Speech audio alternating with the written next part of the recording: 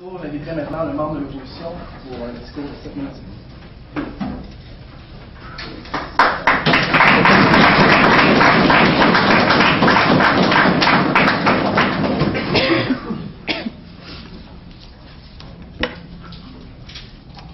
Membres de la présidence, membres de l'Assemblée, membres du gouvernement. En effet, la motion que le gouvernement vient de proposer est quelque peu joyeuse. Et à ce qui paraît va rendre le reste de la population, nos générations futures, encore plus joyeuses. Donc, nous, on s'oppose à cette motion.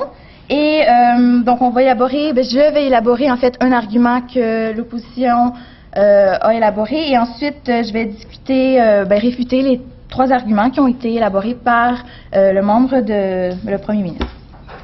Tout d'abord, notre argument principal est que dans une société multiculturelle, qui est le Canada, nous avons une diversité de personnes qui fréquentent l'école, surtout entre l'âge de 14 et 17 ans, et il faut prendre en considération la différence culturelle.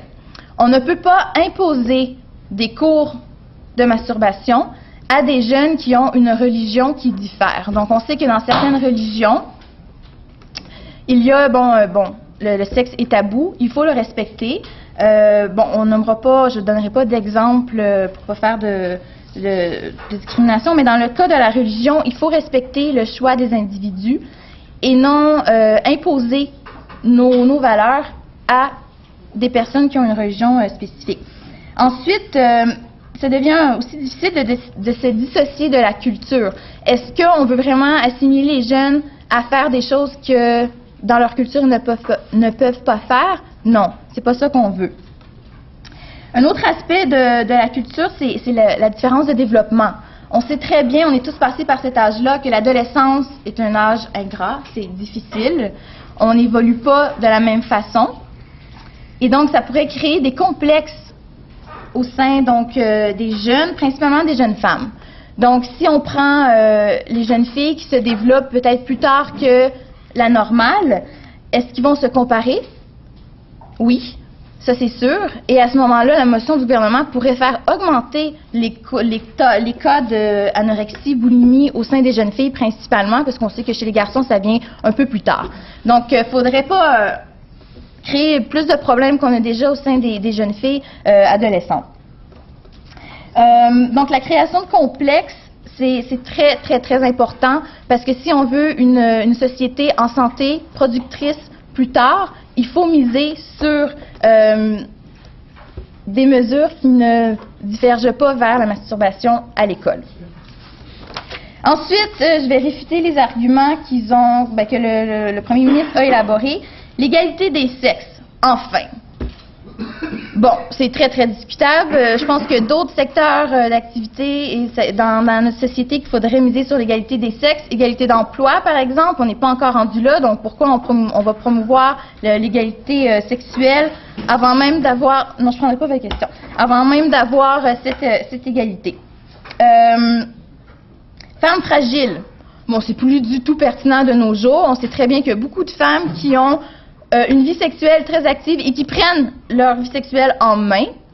Et donc, je vois pas pourquoi on pourrait catégoriser toutes les femmes de femmes fragiles.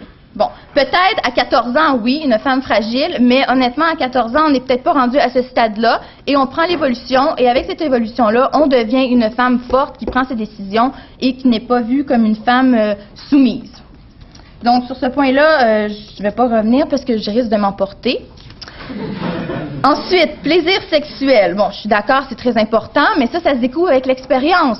C'est normal au départ d'avoir des réticences envers l'être opposé, mais il ne faut pas promouvoir dès le jeune âge cette espèce de désir absolu d'avoir des relations intimes avec d'autres ou avec soi-même. Bon, c'est sûr que c'est la découverte de son corps qui va permettre aux jeunes de vraiment découvrir qu'est-ce que la masturbation.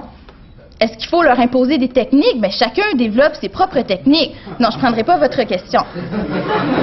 Membre de l'Assemblée, tout le monde a sa propre technique. Bon, on n'en discute pas ouvertement, mais tout le monde le sait qu'on le fait ça différemment. Et je ne vois pas pourquoi un cours serait obligatoire lorsque chacun développe ses propres techniques.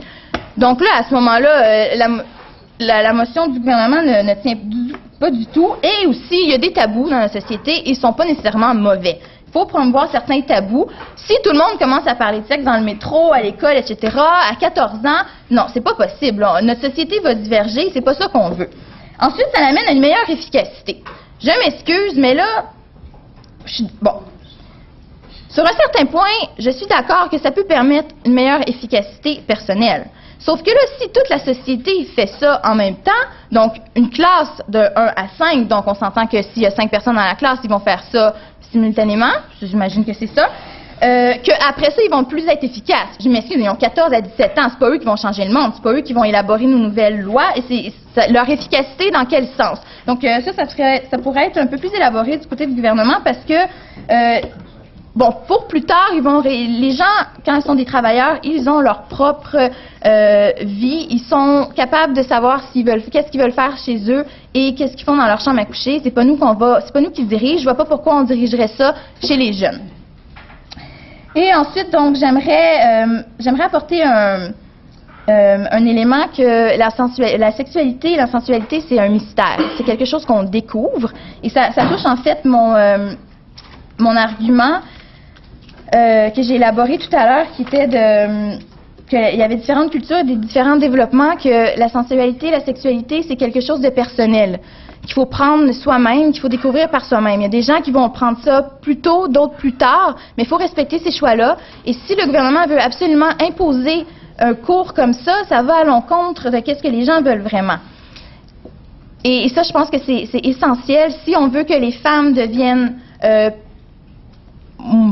plus fortes, il faut leur faire confiance et faire confiance aussi à la nature qu'on peut nous-mêmes répondre à nos besoins sexuels et qu'on n'a pas besoin de quelqu'un qui nous dit quoi faire. Donc, pour cet argument-là que j'ai élaboré, les cultures différentes et l'évolution différente des êtres humains, des adolescents, principalement chez les filles, et bon, la réfutation des 3 arguments, égalité des sexes, plaisir sexuel et meilleure efficacité, on croit que la motion du gouvernement n'est pas possible d'être mise en place au sein de notre société. Merci.